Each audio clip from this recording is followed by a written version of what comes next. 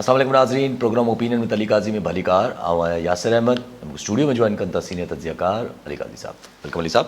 Thank you Yasir. Ali साहब, अॼु Supreme Court में जेका आहे उहा ॿुधणी थी। Supreme Court rules and practice जेको बिल पास कयो हुयो पार्लियामेंट उन ते स्टे त लॻल हो, पर वरी ॿुधणी रिन्यू थी, जंहिंमें स्टे त वरी बरक़रार कयो वियो आहे 8 मई ताईं। पर जेके इस्तदा कई वयूं, फुल कोर्ट जी इस्तदा कई वई, उहा रिजेक्ट थी वई। जस्टिस मज़ार अकबर नक़वी खे बेंच खां हटाइण लाइ इस्तदा कई वई, उहा रिजेक्ट थी वई। उन ते सुप्रीम कोर्ट पंहिंजा दलील ॾिना आहिनि, पर सुप्रीम कोर्ट वरी इहो वॼायो आहे त भई सुप्रीम कोर्ट जो फ़ैसिलो हूंदो आहे, न कि कुझु जजिस जो, ऐं सॼा इदारा पाबंद हूंदा आहिनि। जी, इहो बिल जेको कानून पास कयो हो पार्लियामेंट त चीफ जस्टिस जा इख्तियारात महदूद करण ऐं सभु शयूं, उन ते जेको स्टे आयल हो एक्सटेंड कयो, पर उन में त का ख़ासि अॻिभराई न थी। जीअं तव्हां चयो फुल कोर्ट जी इस्तदा रिजेक्ट थी वई, जस्टिस मज़ाहिर खे हटाइण वारी इस्तदा बि इहो चई करे रद्द कई वई त कंहिं जज जे ख़िलाफ़ु अगरि रेफरेंस हले बि पियो त उन जी बुनियाद ते हुनखे बेंच खां धार नथो करे सघिजे। जॾहिं जस्टिस फ़ाइज़ ईसा साहिब जे ख़िलाफ़ु रेफरेंस हली रहियो त बि हुनखे धार न कयो वियो। हुन उते ई उन महिल फ़ैसिलो आयल आहे। हीअ बिल्कुलु उहो ई आहे त जेसि ताईं मुजरिम नथो थिए तेसि ताईं हुनखे तव्हां हुनखे हटाए नथा सघो। त हीअ रेफरेंस सिर्फ़ु हिकिड़ो इल्ज़ाम आहे, यानी इल्ज़ाम हलंदो ऐं सभु शयूं थींदियूं। लेकिन जेके ॿिया रिमार्क्स बि ॾिना त हीअ सियासत जे करे कोर्ट्स सियासी आलूदगी जो शिकार थियनि पियूं, ईअं कुझु चयो अथनि। जी हाँ, ये सियासत जेको आहे उहो कोर्ट जी प्रोसीडिंग्स खे आलूदा कर दिया है और गंदा कर दिया है। ज़ाहिर है जेका जेतिरी आला अदलिया जे लाइ स्पेसिफिक जेतिरी तनक़ीद बि जेका के महज़ब दायरनि खां चढ़ियल अंदाज़ में 75 सालनि में हिन दौर में थी आहे, हिन खां करे न थी थींदी। जजिस जा नाला खया वेंदा, जस्टिस डॉक्ट्रिन ऑफ नेसेसिटी वारो जस्टिस मुनीर जो नालो खयो वेंदो, जस्टिस मुश्ताक जो नालो खयो वेंदो, ईअं जजनि जा नाला खया वेंदा। पर ईअं जीअं हाणे हिकिड़ी यानी so much so sitting chief justice, हा सिटिंग चीफ जस्टिस या सिटिंग सुप्रीम कोर्ट जे जजिस लाइ कॾहिं अहिड़ी गुफ़्तगू न ॿुधी न ॾिठीसीं। इवन कंटेम्प्ट सोचनी ॻाल्हि, यानी सो मच सो त कल ख्वाजा आसिफ़ या टियों ॾींहुं हिकिड़े शो में चयो पिए त छाकाणि त ही जेको हाणोका आहिनि साहब चीफ मुंसिफ़, उहा रिटायर थी वेंदा सेप्टेम्बर में, तंहिंजे करे जल्दी चाहे थो इमरान ख़ान। मरियम नवाज़ बि साॻी ॻाल्हि कई। हाणे एतिरा संगीन नौयत जा इल्ज़ाम जेके तसवर न हूंदा हुआ त कॾहिं को सिटिंग जजिस जे ख़िलाफ़ु ॻाल्हाए सघे, उहो थियनि पिया। ऐं तव्हां ॾिसो त कंहिंखे को तौहीन अदालत जो को नोटिस बि जारी नथो थिए। हलो भई पार्लियामेंट जे अंदरि कयल गुफ़्तगू त चइबो आहे उनखे इम्यूनिटी आहे, उहो इस्तस्ना आहे। लेकिन ये त टीवी शोज़ में, जलसनि में, तकरीरनि में चवनि पिया, प्रेस कॉन्फ्रेंसिस में चवनि पिया, ट्विटर ते चवनि पिया। जी हाँ, कंहिंजी को तौहीन। ऐं ॾिसो आउं त इहो सम्झां थो त हीअ जेका तौहीन अॼु कुझु जजनि जी थी रही आहे, बेसिकली कुझु जजनि जी न थी रही आहे। इहो सुभाणे ॿियनि जजनि सां बि अगरि हीअ रिवायत ईअं हलंदी रही त ॿियनि सां बि थींदी। सो अॻु में त थोरी ॻाल्हि थींदी, को बयानु ईंदो, हीअ थींदो, हू थींदो, त तौहीन अदालत जा जेके आहिनि ठक नोटिसिस ऐं हीअ हू थी वेंदा, कार्रवाई बि थी वेंदी। हाणे कुझु थिए ई नथो, सिर्फ़ु ॾोरापा ऐं शिकायतूं आहिनि जेके अॼु पाण चीफ जस्टिस साहिब जे वाता में ॿुधियूं, जेके रिमार्क्स में त भई असांखे को बि फ़ैसिलो जज हिकिड़े जो न हूंदो आहे, सुप्रीम कोर्ट जो हूंदो आहे, हुनखे हर इदारो ॿुधण लाइ पाबंद हूंदो आहे। सर जी बिल्कुलु पाबंद हूंदो आहे, कॉन्स्टिट्यूशन पाबंद करे थी। लेकिन अगरि को न मञे त पोइ हुन ते तौहीन अदालत जो बि त हिकिड़ो कानून आहे न, ऐं उहो एक्सरसाइज़ सिर्फ़ु फ़ाज़िल अदलिया पाण करे सघे थी। तौहीन अदालत जो केस को SHO इलाइक़े जो नथो करे सघे, को हुकूमत नथी करे सघे, को ॿियो नथो करे सघे, ऐं हुन लाइ को दरख़्वास्त बि नथी ॾेई, शायदि नथी ॾेई सघिजे। इहो फ़ैसिलो पाण ई इस्लामाबाद हाई कोर्ट जो आयल आहे, ठीकु आहे न। त इहो ई फ़ैसिलो आयल आहे त तौहीन अदालत जी तौहीन थी आहे, त अदालत पाण ई अदालत ई पंहिंजी तौहीन खे महसूसु कंदी ऐं उहे पंहिंजो हुनजो नोटिस ॾींदी। पर हिते मुसलसल तौहीन थिए पई। जी हा, ऐं पाण खे किथे बि को रिएक्शन नज़र न अचे। कमाल नज़रिया तहमुल जो मुज़ाहिरो आहे, या हुन ते अमल पैरा आहिनि सभु माण्हू। पोइ तव्हां ॾिसो त ठीकु आहे हीउ अॼोको जेको सुप्रीम कोर्ट जी बेंच हुई उहो ॿुधण लाइ वेठी हुई पार्लियामेंट जो जेको कानून पास थियल आहे, लेकिन हू जेको 14 मई ते को इलेक्शन जो को हुकुम थियल हो सुप्रीम कोर्ट जो, उनजो न ज़िक्र आहे न फ़िक्र आहे। जी हा, यानी अॼु 2 थी वई, 3 तारीख़ थी वई, 2 तारीख़ थी वई, माना असूली तौर ते त 12 ॾींहंनि खां पोइ चूंडूं थियणियूं आहिनि पंजाब में, पर नामुमकिन आहे ज़ाहिर आहे हाणे त यानी हवा में उॾामी वियो फ़ैसिलो। ॾिसो अॼु टॉक्स बि अञा जारी आहिनि, अञा ख़तमु न थियूं आहिनि, लेकिन अॼु थियणियूं आहिनि पंहिंजे शो खां पोइ शायदि 9 बजे राति जो। 9 बजे, लेकिन सुप्रीम कोर्ट जे फ़ैसिले जो हिन टॉक्स सां छा ताल्लुक़ आहे? टॉक्स थियनि थियूं नथियूं थियनि, अच्छा मिसाल सुभाणे परीं या 5 तारीख़ ते नाकाम थी वयूं त पोइ छा 14 ते सुप्रीम कोर्ट जो हुकुम अमल थी सघंदो छा? इवन केरु चाहे बि त नथो थी सघे। सो कमाल मुल्क जो सूरत हाल हले। जी हा, ऐसा पर पोइ वजह छा सम्झजे, छो जो पोएं दफ़े हर दफ़े जुडिशरी में अगरि को ईअं तनक़ीद ईंदी बि आहे त मतिलबु कंटेम्प्ट थींदो आहे, उहो सभु कुझु थींदो आहे, हिन चकर नथो, छा वजह सम्झे त पोलराइज़ेशन जी ही वजह आहे जेका जिथे किथे आहे? न, जुडिशरी में जेका ख़ुदि ॿधी न आहे, जी हा, उहो हिकिड़ो वॾो सबबु आहे। ॿियो जिथां पोयां सपोर्ट ईंदी हुई जुडिशरी खे, हा, उहा सपोर्ट हिन हिसे खे नज़र नथी अचे, शायदि पोयां का आहे कोन, सपोर्ट न आहे। ऐं टी जेको हिकिड़ो परसेप्शन ऐं वावेला थी आहे वाह भाई, लेकिन इहे सभु शयूं इररिलेवेंट आहिनि। अगरि कंटेम्प्ट जो फ़ैसिलो तौहीन जंहिंजी थी आहे उहो महसूसु कंदो त तौहीन अदालत थी वेंदी।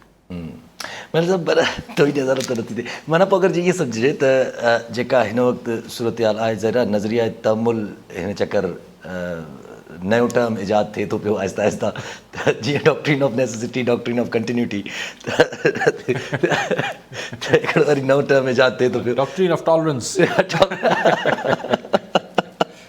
काफ़ी टॉलरेंस आहे वैसे त, ऐं जहिड़े नमूने जा कल्ह बि रिमार्क्स हुया, जहिड़े नमूने हाणे बि रिमार्क्स अचनि था पिया, त पोइ त हिस्ट्री में किथे न किथे ईअं बि महसूसु थींदो न त प्रेशर कमु थी वियो।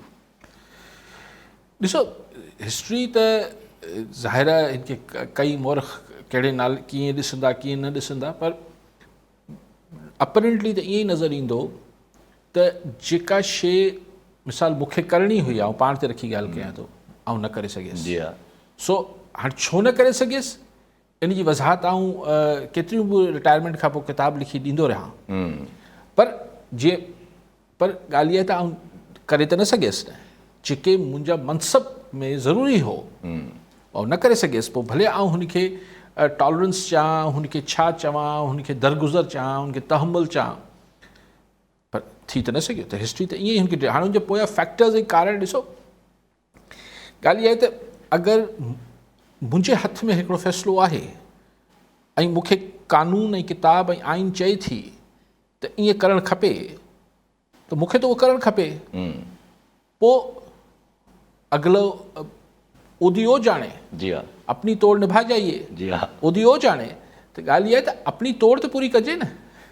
पोइ शायदि को भला पोइ इहो फ़ैसिले जो इंतज़ारु आहे त 14 मई ते जेको आहे उहो न थियनि इलेक्शन, त पोइ को कंटेम्प्ट जी प्रोसीडिंग्स रेज़ ॾिसो इहो बि लीगल, तव्हां पाण शागिर्द आहियो हिन जा कानून जा, त इहो बि जेको छा चइबो आहे त कॉज़ ऑफ एक्शन जेको आहे, कॉज़ ऑफ एक्शन त क्रिएट थी वियो आहे न, जॾहिं इलेक्शन कमीशन लिखी ॾेई छॾियो त असीं न पिया करायूं। यस, उन्हनि त पंहिंजे तरफ़ां, ऐं इदारो इदारो रेलेवेंट इदारो उहो ई आहे, हुन लिखी ॾेई छॾियो त असीं इलेक्शन नथा कराए सघूं, त कॉज़ ऑफ एक्शन त क्रिएट थी वियो न। जी हा, पोइ हाणे अगरि नथो थिए त पोइ हाणे को नज़रियात हूंदी कान का, न नज़रिया तहमुल आहे। ऐं सभु इन सां ई गॾो गॾु कंटिन्यू थिए। फवाद चौधरी साहिबु त अॼु कॉन्स्टेंटली इहा ई ॻाल्हि रियलाइज़ कराइनि पिया त जजिस खे त भई तव्हां ब्लैकमेलिंग में न अचो ऐं फ़ैसिलो कयो, आवाम पाण ई जेका आहे उहो फ़ैसिले ते अमल दरामद कराईंदी। त करे चुका आहिनि, फवाद चौधरी साहिब खे चयो त हू त सुप्रीम कोर्ट जो फ़ैसिलो करे चुकी आहे, तव्हां अमल कराए ॾेखारियो, 14 ते इलेक्शन कराए ॾेखारियो। फवाद चौधरी साहिब ऐं बड़ी अपोज़िशन खे ॻाल्हियूं करणियूं हूंदियूं आहिनि। ॾिसो PTI हिन पोज़ीशन में न आहे, न त कॾों को हू रोडनि तां मामला हल कराए वठे हा। PTI वटि स्ट्रीट, कंहिं बि पार्टी वटि फॉर दैट मैटर, हिन महिल स्ट्रीट पावर न आहे जो हू रोडनि ते एतिरो वॾो इशू ऐं सरकारी मिशनरी सां टकराइजी वञनि, एतिरो न आहे, उहो काडर ई न रहियो आहे। उहो जेके सियासी कारकुन हिकिड़े इश्क में, हिकिड़े रम्ज़ में, हिकिड़ो जुनून में मरण ई मारण लाइ तयारु थींदा, हुननि जी हिकिड़ी ट्रेनिंग हूंदी, हुननि जी हिकिड़ी तरबियतूं हूंदियूं हुयूं, पेट्रोल पंप उछलाइण जूं न, पर तकलीफ़ूं सठण जूं, ऐं हिकिड़ो रोमांस हो। ऐं मञा थो त इमरान ख़ान वटि हिकिड़ो जज़्बाती क्राउड, छोकिरा छोकिरियूं आहिनि हुन वटि इहो, लेकिन उहो इकनॉमिकली हुन क्लास जो न आहे या क्लास जो बि तालुक़ु न आहे, पर हुननि जी उहा ट्रेनिंग न थियल आहे।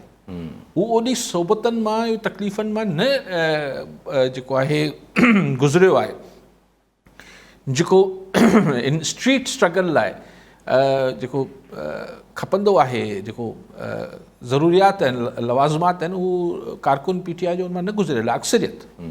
अच्छा, पर पोइ जेकॾहिं टॉक्स हाणे जेके 9 बजे थियणा आहिनि, पोइ इनमें छा थींदो? बसि पोइ ईअं सम्झे कुझु बि न निकिरंदो? हाणे जहिड़ो माहौल थी वियो आहे। ॾिसो, हाणे त ॻाल्हि चिटी थी वई आहे। मौलाना फज़ल रहमान त क्लियरली चवनि था त हू टॉक्स जे ख़िलाफ़ आहिनि। हू जेको हींअर हुकुमरान इतिहाद आहे, उन जो PDM जा सरबराह आहिनि मौलाना फज़ल रहमान, उहो चिटो चई चुका आहिनि, ऐं उनखे दिलि सां नथो क़बूल कयां। मियां नवाज़ शरीफ़ वाता नथा चवनि, पर मियां जावेद लतीफ़ ऐं ख्वाजा आसिफ़ नवाज़ शरीफ़ साहिब जी ॿोली ॻाल्हाईंदा, या मरियम नवाज़ शरीफ़ साहिब, इहे सभु नवाज़ शरीफ़ जी ॿोली ॻाल्हाइनि था। हू बि चवनि पिया असीं सियासतदान आहियूं, असीं मुज़ाकरात खेॾंदा आहियूं, इन सां कुझु निकिरंदो कोन्हे। इमरान ख़ान, अच्छा, सो इहो टॉक्स थियनि पियूं, ऐं जीअं मूं चयो त कल्ह पाण डिस्कस कयो पियो त टॉक्स में त को एॾो पेचीदा मामिलो ई कोन्हे, हीअ त हल थियण जोॻो मामिलो आहे। पर जॾहिं नियत ई न हुजे ॻाल्हियूं कामयाबु करण जूं, मिसाल इमरान ख़ान हाणे छा थो ॻाल्हि करे त 14 मई ते ताईं जेको आहे असेंबली टोड़े छॾियो, सॼे मुल्क जी टोड़े छॾियो, त असीं ॿधल आहियूं। भई 14 मई ताईं न टोड़ींदा न। 14 छाकाणि त इमरान ख़ान चाहे थो त जून जुलाई में चूंडूं थी वञनि। हलो, तव्हां अगस्त में मञी वठो त ठीकु थी वेंदो। अक्टूबर में उहे तव्हांखे कराइणियूं आहिनि गवर्नमेंट खे, हिकिड़ो सेप्टेम्बर जो महीनो तव्हांजो निकिरी वेंदो। ईअं न, अगस्त सेप्टेम्बर, हा, हिकिड़ो ॾेढ महीनो तव्हां हेठि लही अचो, हिकिड़ो ॾेढ महीनो इमरान ख़ान मथे चढ़ी वञे। ॻाल्हि त ठहण जोगी आहे, पर ठहणी न आहे न। इन करे न ठहणी आहे त इलेक्शन हुकुमरान इतिहाद खे अक्टूबर में बि सूट नथा कनि। अच्छा, पोइ बजट जो बि त इशू आहे न, त बजट छा इशू? हे ॾियणु, नून लीग चवे थी त बजट असां ॾियणु चाहियूं था, हू चवनि था त शायदि PTI अहिड़ो कहिड़ो बजट ॾींदा जेको माण्हू हिननि खे जेको आहे कुल्हनि ते खणंदा, माण्हू पटका ॿधाईंदा सरकार खे? अहिड़ो कहिड़ो बजट ॾींदा? सभिनी खे ख़बर आहे मुल्क जी, भले को ॿियो ॾे, ऐं भले को केयरटेकर मिनिस्टर ॾेई छॾे, सुभाणे पार्लियामेंट ईंदी, हुनखे मंज़ूरी ॾेई छॾींदी। तरीक़ा त निकिरी सघनि था अगरि करण जी नियत हुजे, पर मूं अर्ज़ु कयो त छो करायूं? तकड़ि थियनि। हीअ इमरान ख़ान खे तकड़ि हुई त पंहिंजी ठही ठुकियल 2 हुकूमतूं ठाहे हलियो हुयो। हिन ॾींहुं कहिड़ी तकड़ि आहे? आराम सां वेठा आहिनि। यानी तकड़ि करे इलेक्शन कराइनि, ऐं पोइ घर वञी अपोज़िशन कनि, ऐं पोइ तकलीफ़ूं, वरी केसिस, वरी जेल, वरी ही, पोइ वरी हू। कहिड़ी ख़ुशी में वेठा आहियूं सुख सां। ऐं अगरि हींअर जुडिशरी खे बि हिननि खे फबी वियो, जुडिशरी जा फ़ैसिला बि, इमरान ख़ान बि को सवाइ बयानु ॾियण जे ऐं ट्विटर ते ऐं सिर्फ़ु इहो करण जे किथां बि को प्रेशर क्रिएट न थियो गवर्नमेंट ते। तव्हां मूंखे ईअं लॉजिकली सम्झायो न। अगरि गवर्नमेंट ते को प्रेशर क्रिएट न थियो, गवर्नमेंट जो प्रेशर थी सघे थो रोडनि तां या अदालतनि मां। इस्टेब्लिशमेंट त न्यूट्रल आहे। जी हा, ठीकु। सो प्रेशर क्रिएट किथां थी सघे थो? या रोडनि तां या अदालतनि मां। अदालत जो फ़ैसिलो पाण ॾिसी वरितो, हुननि हवा में उॾाए छॾियो आहे, नथा मञनि। सो अॼु नथा मञनि, अक्टूबर में बि न मञींदा, त सुभाणे बि न मञंदा। ठीकु। स्ट्रीट ते इमरान ख़ान न अॻु में कुझु करे सघियो, न हाणे कुझु करे सघंदो, त सुभाणे छा करे वठंदो? सो अगरि हीअ सभु जेके इलेक्शन कराइण लाइ हिकिड़ा मतिलबु असां जहिड़े मुल्कनि में लवाज़मात आहिनि, आइन खे मञे केरु, ॿुधे केरु थो? त भाईजान, पोइ तकड़ि कहिड़ी आहे अक्टूबर में बि इलेक्शन कराइण जी? वेठा आहियूं न सुख सां, आवाम जी ख़िदमत जारी आहे। अटो मुफ़्त अटो विरहायूं था, ऐं बकौल ख़ाकान अब्बासी अलाए केतिरे अरब रुपयनि जो खांचो थी वञे थो हुन में। संदन पंहिंजी पार्टी जो चए पियो, इल्ज़ाम हणे पियो। चवण जो मतिलबु आहे तकड़ि कहिड़ी आहे? त मूंखे इन हवाले सां, हा, प्रेशर किथां क्रिएट थिए, पोइ बि ॻाल्हि आहे। इज़ प्रेशर IMF तरफ़ां क्रिएट नथो थी सघे? IMF तरफ़ां ॻाल्हियूं त अचनि थियूं, त IMF अग्रीमेंट नथी करे, ही ख़बरूं हलनि। IMF ज़ाहिरी तौर डार इज़ देयर, इहो बि चवनि था। अंटिल डार इज़ देयर, इहो बि चवनि था। न, तो ख़ैर ऑफिशियली कोन चयो अथनि, ऑफिशियली तो ये चवनि था त हाणे असांखे तव्हां वर्ल्ड बैंक ऐं हिननि जा जेके पैसा तव्हांखे मिलणा आहिनि उन जी बि ख़ातिरी कराए ॾियो। पोइ सुभाणे चवंदा त ख़बर ख़ान खां बि असांखे चवरायो ऐं ख़बीसे ख़ान खे बि असांखे मंझराए ॾियो। जी हा, पर न ॾियणा आहिनि त न ॾियणा आहिनि। एतिरो डिघो डेडलॉक पैदा थियल आहे, यस, त क्लियर ज़ाहिर त न ॾियणा आहिनि। पोइ न ॾियणा आहिनि त पोइ अमेरिका जी बाक़ी असां छाजी जी हुज़ूरी कयूं पिया। ऐं पोइ बजट हथियार बि अमेरिका असांखे न पियो ॾिए, IMF खां बि कुझु न पियो कराए ॾिए, त पोइ चाइना ठीकु आहे। ऐं अगरि चाइना ठीकु आहे त पोइ पाकिस्तान में जमहूरियत छो छो ज़रूरी आहे? ज़रूरी आहे? कौन है हिन सां गॾु? ज़फ़र नक़वी हैदराबाद मां। जी नक़वी साहब क्या कहना चाहेंगे? अस्सलाम वालेकुम बेटा यासिर, मोहतरम अली काजी भाई, अस्सलाम वालेकुम। अल्लाह ताला मतलब कैसे है सर? अब बड़ा सिचुएशन क्रिटिकल या जैसा भी आप देख रहे हैं, समझ रहे हैं। मेरा एक ये सवाल है आपसे सर कि क्या वाकई पाकिस्तान की सुप्रीम कोर्ट को पार्लियामेंट में 186, 180, 90 लोगों ने मिलके उसे इतना डाउनफॉल कर दिया, इतना गिरा दिया कि वो ताकत नहीं है? मैं तो समझता हूँ सर कि जो आज का इनका प्रोसीजर रहा है कोर्ट का और जो सबको कॉल किया है, पूरा रिकॉर्ड मंगाया, ऐसा मैं नहीं समझता, मुझे मुमकिन नहीं लगता काजी साहब कि सुप्रीम कोर्ट पे ये फतह पालेंगे पुराने वो सज्जाद अली शाह की तरह। मैं समझता हूँ कि सुप्रीम कोर्ट इनको करार वाकई सजा देगी। आप क्या समझते हैं कि और फिर पब्लिक जो है ना, आपने अभी तजिया कर रहे थे, मैं सुन रहा था कि लोगों में हमारे अभी, मैं समझता हूँ सर लोग ज़हनी तौर पर जब अरब ममालिक में तैयार हो गए बादशाहतों में और जगह, तो यहाँ आखिरी तिनके की जरूरत है ऊँट की कमर पे, वो तिनका आते ही बस ये कुछ ना कुछ होना है सर। मैं तो ये समझता हूँ, प्लीज काजी साहब रोशनी डालें, थोड़ा सा इत्मीनान होगा आपकी गुफ्तगू से। So nice. ठीक है नक़वी साहब। नक़वी साहब, मैंने ये मतलब फतह करना ये नहीं, लेकिन ज़ाहिरी तरह जो प्राइमा फेसी सिचुएशन, जो ज़ाहिरी सिचुएशन है कि अपेक्स कोर्ट ने, फाजिल अदालत ने हुक्म दिया हुआ है 14 मई को पंजाब में इलेक्शन कराने का।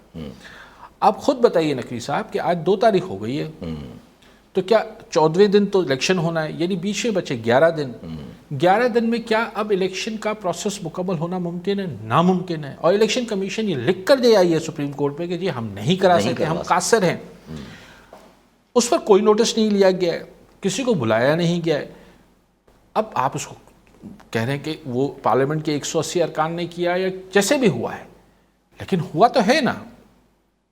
मतलब जब अब आप उसको नजरिया तहम्मुल कह लें, अभी तक तो नहीं हुआ। हाँ, आप कहते हैं कि कल करार वाकई सज़ा होगी और जो हो कल की खबर खुदा को, लेकिन आज जो हम सूरत हाल देख रहे हैं और जो हमारे सामने है और जो जिस तरह से तहम्मुल का मुजाहरा किया जा रहा है, तो हो सकता है कल फिर कुछ और सिचुएशन हो, तो मैं नहीं कह सकता।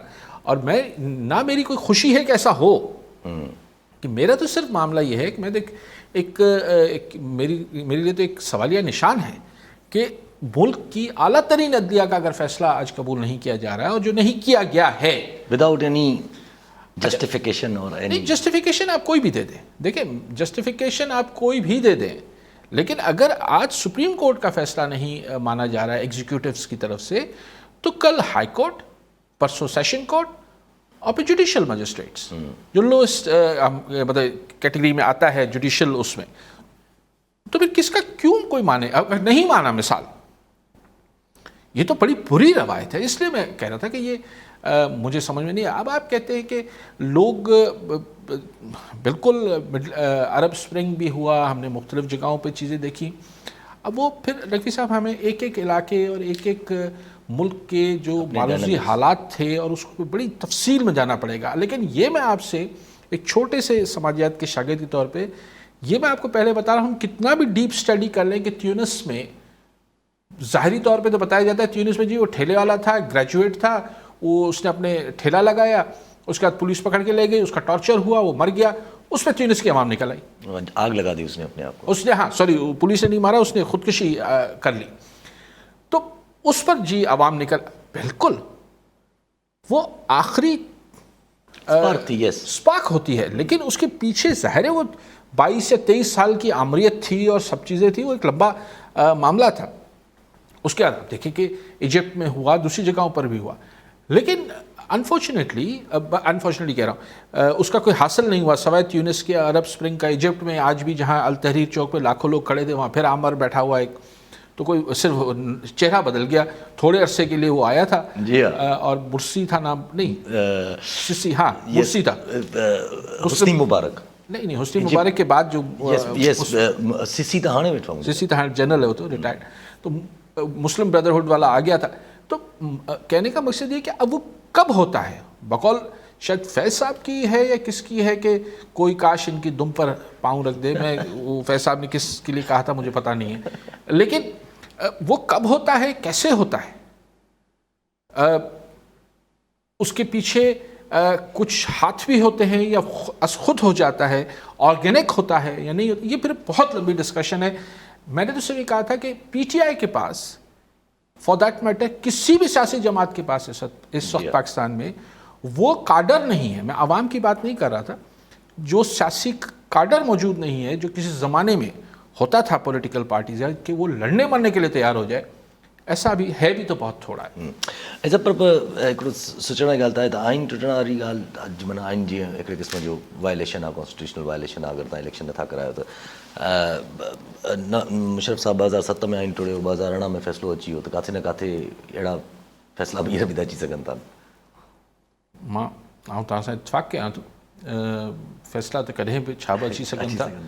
उन ते त पाण ते ॾिसो न, ऐं स्पेशली कंहिं ज़माने में त हाणे त पाण तमामु जेको आहे लिबर्टी वठूं पिया जुडिशरी लाइ ईअं ॻाल्हाइण जी, छाकाणि त सभु हरंद इहो थिए पियो, त पाण त एतिरो बि जुडिशरी लाइ न ॻाल्हाए सघंदासीं त हू छा पिया कनि छो पिया कनि। एग्ज़ैक्टली, यस। पर अॼु इहो माहौल जुड़ी वियो आहे गुज़िरियल महीने ॿिनि टिनि में, त चली है रस्म के हर को ॻाल्हाए पियो, त पाण बि थोरी ईअं इज़त सां ऐं एतिराम सां ॻाल्हायूं पिया। हाणे छा करे वठंदा, उन ते पाण छो तबसरो कयूं ऐं कीअं तबसरो कयूं, अॼु ई थिए पियो, अॼु इहो ई थिए पियो। जी हा, जी हा, जी हा। अच्छा, पर ॻाल्हियूं IMF जे हिसाब सां अगरि जेका ॻाल्हि हले पई, त IMF जे हिसाब सां घणा माण्हू पंहिंजो इहो बि तजियो ॾियनि था त जेके इकोनॉमिक या फाइनेंस, त IMF इलेक्शन ईयर में मुल्कनि खे पैसो न ॾींदी आहे, त हीउ पाकिस्तान जो इलेक्शन ईयर आहे त पॉसिबल आहे त उहो न ॾींदी। असांखे 8 महीननि खां ख़्वार कनि पिया,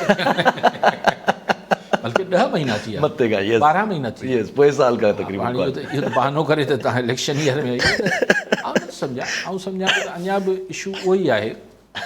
हिकु त डारनॉमिक्स त पंहिंजी जाइ ते आहे, जेको एरोगेंट एटीट्यूड आहे सागदार जो, त असांखे नौकर कोन आहियूं हीअं न आहियूं, माना यानी नखरो बि आहे ऐं पिनणो बि आहे, इहो अजीब सिलसिलो आहे। लेकिन ॿी ॻाल्हि अमेरिका आहे, ऑफकोर्स वेस्ट आहे, इहो जेको पैसा नथा मिलनि, इहो हिन में सिर्फ़ु इहो न आहे त ही जेतिरा बि असां हिन जा शर्त पूरा करे छॾींदासीं, वरी को न को शर्त वरी अची वेंदो, त पोइ इन लाइ जेको प्रेशर बि आहे पाकिस्तान जे अंदरि बि, आई एम श्योर के जेको हुनजी हिना रबानी खर साहिबा जी जेका मेमो बि लीक थियो आहे, त इहो डिस्कशन त पाकिस्तान जे अंदरि जेको पावर कॉरिडोर्स आहिनि उनमें आहे न, त भई हाणे चाइना ॾे हलूं या अमेरिका ॾे बरक़रार रखूं, छा कयूं, इहो सीरियस डिस्कशन आहे। ऐं बाइडन साहब जेको 80 सालनि जी उमिरि में प्रेसिडेंट आहे, उहो अञा फरमाइश अथसि तव्हां हिकिड़ी ॿी बि टेन्योर विढ़ंदसि।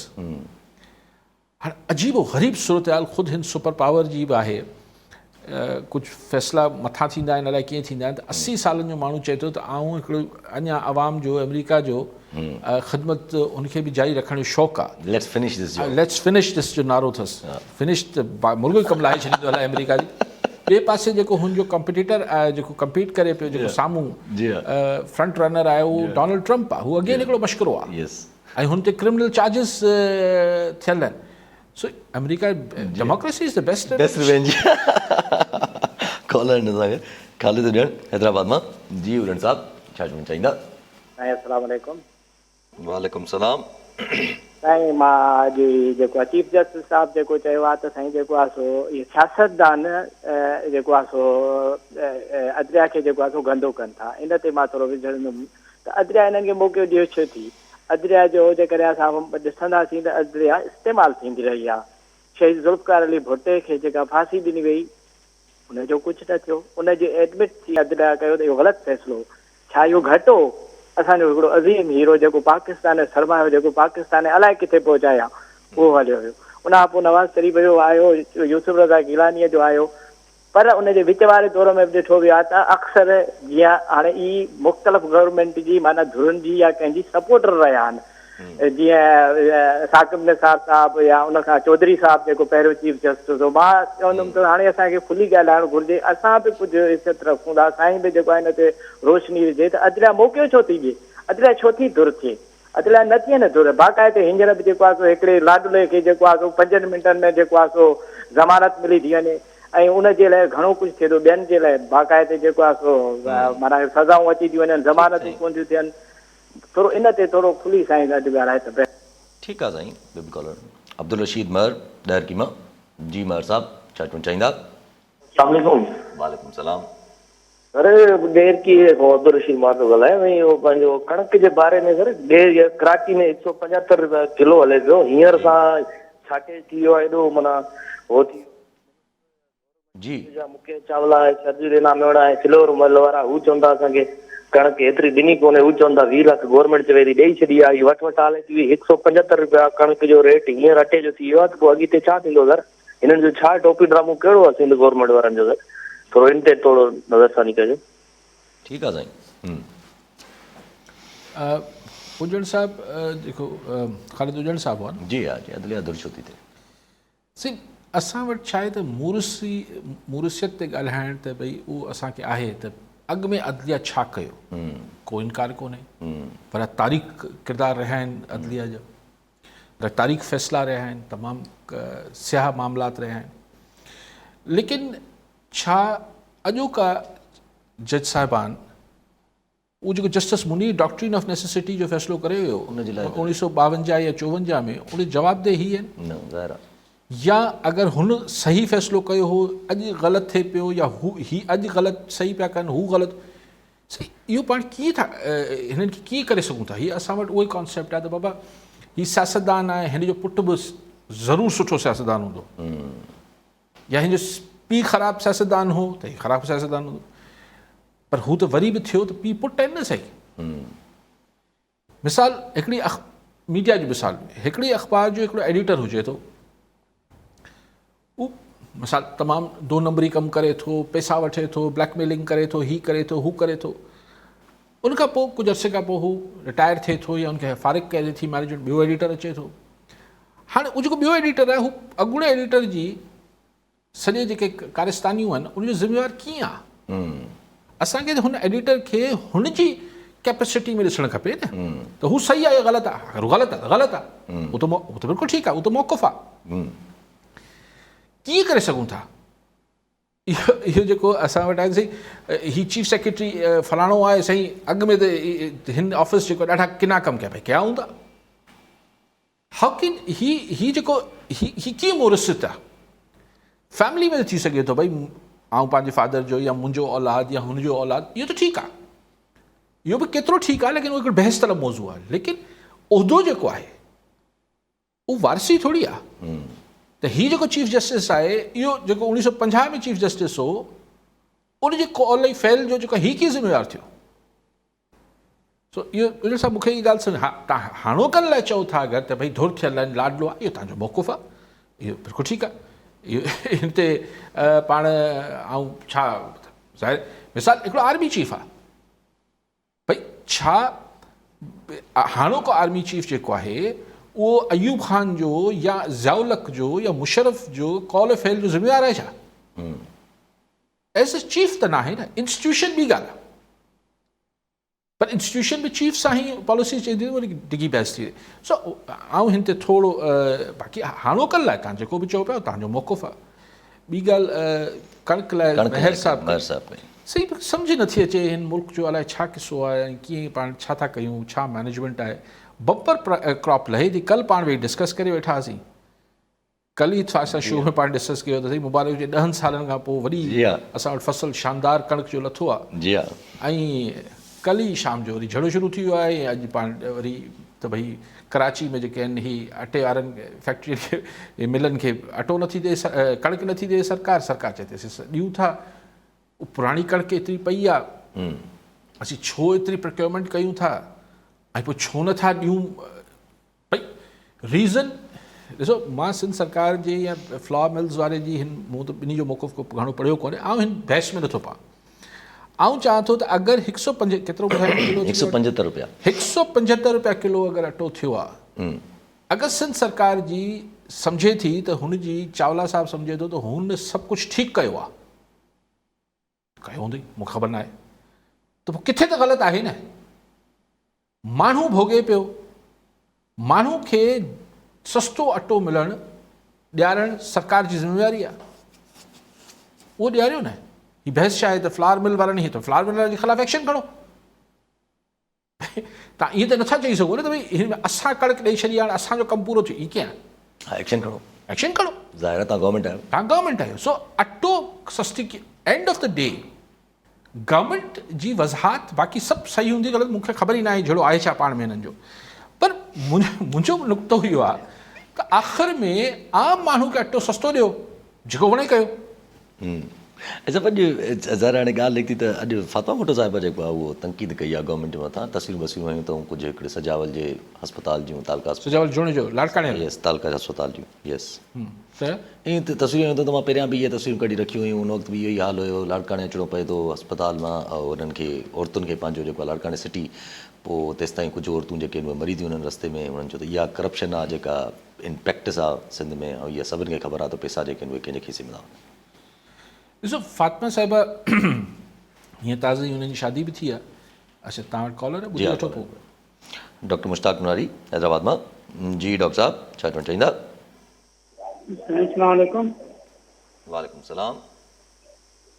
अर्ज़ु इहो आहे साईं जेका डिस्कशन हले पई जी उनमें वधि में वधि ज़ोर इन कुझु नथो वञे त सुप्रीम कोर्ट जो फ़ैसिलो आहे ऐं उहो फ़ैसिलो जेको आहे मथां आहे हर शइ खां, ऐं इहा कंटेम्प्ट आहे, तौहीन आहे।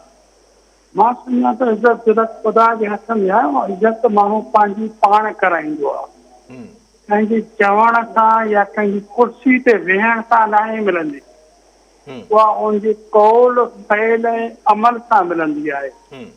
ऐं हीअ जेके असांजा टे जज साहिबान आहिनि जंहिं ज़िद ऐं होड ते वेही फ़ैसिला कनि था, जंहिंखे न अवाम मञे थी, न बार मञनि था, न उनजा सुप्रीम कोर्ट जा बिरादर जजिस मञनि था, ऐं सिर्फ़ु मञे थो त असांजो सीनियर तजुर्बेकार जो ज़ोर आहे, इहा कंटेम्प्ट आहे। जेकॾहिं इहा कंटेम्प्ट आहे त 60 ॾींहंनि में जेकॾहिं का वैकेंट थिए थी नेशनल असेंबली जी सीट, उहा 60 ॾींहंनि में कराइणी आहे, ऐं उते उहे स्टेज ऑर्डर ॾिनी वठां, उन लाइ को कानून कोन्हे।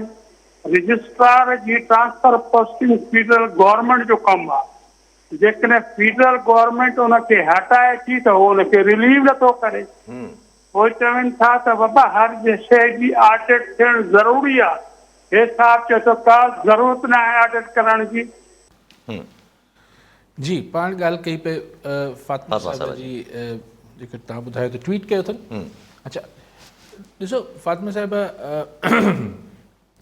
कई माण्हू असां वटि रोज़ सोशल मीडिया भरियल आहे त किथे हॉस्पिटल जो इशू आहे, किथे स्कूल आहे, किथे ह्यूमन राइट्स जी अब्यूज़ आहे, किथे छा आहे किथे छा आहे। सो पाण वटि पाण हिते तबसरो कहिड़ी कैपेसिटी में कयूं? फातिमा साहिबा एज़ अ कंसर्न सिटीज़न अगरि कयो आहे त पोइ त ठीकु आहे, हिकिड़े इंडिविजुअल जो हिकिड़ो पॉइंट ऑफ व्यू आहे, बसि ठीकु आहे जी, हा बिल्कुलु सही, ज़ुल्म आहे, हॉस्पिटल्स ठीकु थियणु खपनि, असीं बि ॾियूं था, मीडिया बि ॾिए थी, मुख़्तलिफ़ माण्हू इहे सोशल मीडिया ते रखनि था। अगरि हू सिर्फ़ु हिन ॻाल्हि अगरि हू पॉलिटिशियन जी कैपेसिटी में ॾियनि पियूं त यस पोइ त डिस्कशन थियणु खपे, पर ज़ाहिरी तरह हुनजो पॉलिटिक्स सां को ताल्लुक़ु फ़िलहाल न आहे। She is belongs to a political family, उहो बिल्कुलु ठीकु आहे, पर खोड़ माण्हू हूंदा आहिनि जेके पॉलिटिकल फैमिलीज़ जा हूंदा आहिनि पर पॉलिटिक्स न कंदा आहिनि। सो जीअं मिसाल अगरि जेको ज़ुल्फ़कार जूनियर बि हू अक्सर शयुनि ते ॻाल्हाईंदा आहिनि या कंदा, ठीकु आहे, हिकिड़े कंसर्न सिटीज़न आहे। सो फातिमा साहिबा जी बि इहो जेको ज़ाहिर आहे उहो सजावल जोड़े जो जी हालत हूंदी, बिल्कुलु हूंदी, हिन में त कोई शक ई कोन्हे। त हाणे अगरि हू पॉलिटिक्स में अचणु चाहिनि पियो त छाकाणि त ही सभु शयूं त सभिनी खे ख़बर आहिनि, जी हा, पर सिंध में को बि माण्हू मतिलबु पोइ हिन लाइ रिड्रेस कीअं कजे, हिन खे ठीकु कीअं कजे, pointing out the problem, of course इहो बि सुठी कमु, इहो बि सुठो कमु, पर उहो कुझु ॿियो जेको हिन खे ठीकु बि करे सघे। जी हा, जी हा, हाणे फ़िलहालु फातिमा साहिबा त पॉलिटिक्स में न आहिनि, सो असां हुनजी ट्वीट खे ईअं ई ॾिसी वठां त भई हिकिड़े कंसर्न सिटीज़न आहे, ठीकु ॻाल्हि आहे। पर ऐं हीअ जेको GDA जा अॻवान मौज़म अब्बासी साहिबु मिलिया ॿिन्ही भाउ भेण सां, उहो थी सघे थो त हिकिड़ी रिवायती, छाकाणि अब्बासी ख़ानदान ऐं भुट्टो ख़ानदान जो लाड़काणे में पुराणो रस्तो आहे, ज़ाती ऐं समाजी बि सियासी खां हटी करे बि, शायदि शादी करे न्याणी आई आहे त हुनजी दावत कई हुजेसि, ॿी ॻाल्हि। नूनानी साहिबु चऊं छा में ठीकु आहे, सही चवंदा सही चवंदा, रुगो मूंखे फ़िक्र आहे। अच्छा ठीकु आहे, सही, चलो अगरि हिन मुल्क में आऊं नूनानी साहिबु अकेलो माण्हू बि आहियां न, यानी की इहा ॻाल्हि ई छा था कनि, लेकिन अगरि आऊं हिन 24 करोड़ माण्हुनि मां अकेलो माण्हू बि आहियां जेको चए थो त ही कंटेम्प्ट ऑफ कोर्ट आहे ऐं सुप्रीम कोर्ट जो फ़ैसिलो हतमी हूंदो आहे, त मूंखे इन ॻाल्हि ते बि फ़ख्रु हूंदो। ज़रूरी न, ॾिसो जेका ॻाल्हि दुनिया में थिए थी, ही चवनि था मौसूफ़ त न, उहा ॻाल्हि तव्हां छॾियो, फलाण ॾिसो, ढिमकाण ॾिसो, ही कयो हू कयो, भाई ॻाल्हि इहा आहे त इवन हिकिड़ो घरु हूंदो आहे, हुन में हिकिड़ो बुज़ुर्ग हूंदो आहे। हाणे आउं डॉक्टर साहिब खे बुज़ुर्ग हिन खे नथो चवां, हिकिड़ो चिड़ी पिया त मूंखे बुज़ुर्ग छो था चओ, पोइ सुभाणे अगरि नंढो ॿार उथी बेइज़ती करे थो वॾे जी, जेको को रिटन कोड न आहे, रिटन लॉ न आहे, जी हा, उते बि 4 माण्हू चवंदा यार वॾे जी एॾी तौहीन छो थो कए, चए न सही, वॾे बि त पंहिंजी इज़त कराइण न सिखी आहे न।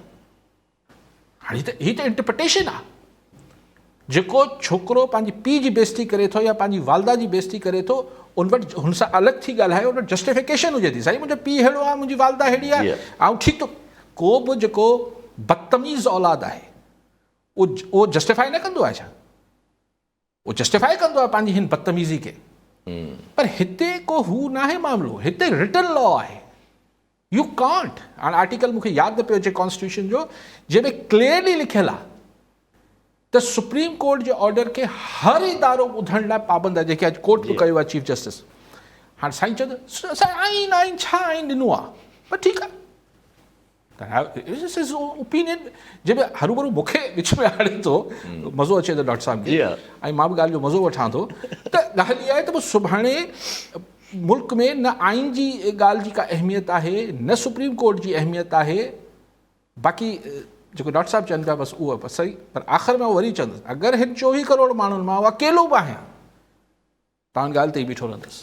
अच्छा, पर इहो बि त हिकिड़ो ॾाढो मिसकंसेप्शन आहे न, त हिकिड़ो नंढिड़ो आख़िरी मिंट मां चयो त जीअं साईं चयो त इज़त शख़्स पाण कराईंदो आहे, त इज़त कुर्सी जी हूंदी आहे, शख़्सी थोरी हूंदी आहे, उसूलनि उन पोस्ट जी इज़त हूंदी आहे, ऑब्वियसली जी हा। हाणे एतिरी नंढी ॻाल्हि केरु सम्झाए त साईं हू कुर्सी आहे, जी हा, अगरि उते मूंखे विहारे छॾींदो या डॉक्टर साहिब खे विहारे छॾींदो, हू कुर्सी जी इज़त आहे। जी हा, जी हा, मतिलबु प्रेसिडेंट ऑफ पाकिस्तान अगरि डॉक्टर अलवी आहे जी हा, त हुन प्रेसिडेंसी जी इज़त आहे। एग्ज़ैक्टली, यस, उहा इहो हिकिड़ो कॉमन मिसक, नंढड़े पाण खां नंढी उमिरि वारे खे जॾहिं तव्हां मिंबर ते विहारे छॾियो था ऐं हुनखे इमामत ॾियो था, त हुन मिंबर जी जेका आहे उहा इज़त हुजे थी। जी हा, हुन नौजवान खां त बुज़ुर्ग पोयां बीठा हूंदा आहिनि। जी हा, जी हा, सो इट्स द पोज़ीशन जी हा, विच डिज़र्व्स रिस्पेक्ट, जी हा, नॉट द पर्सन। ठीकु आहे, वरी महिरबानी साहब। नाज़रीन, अॼु जे प्रोग्राम जो पूरो थियो, वरी मिलंदा ईंदड़ प्रोग्राम में, दुआ में।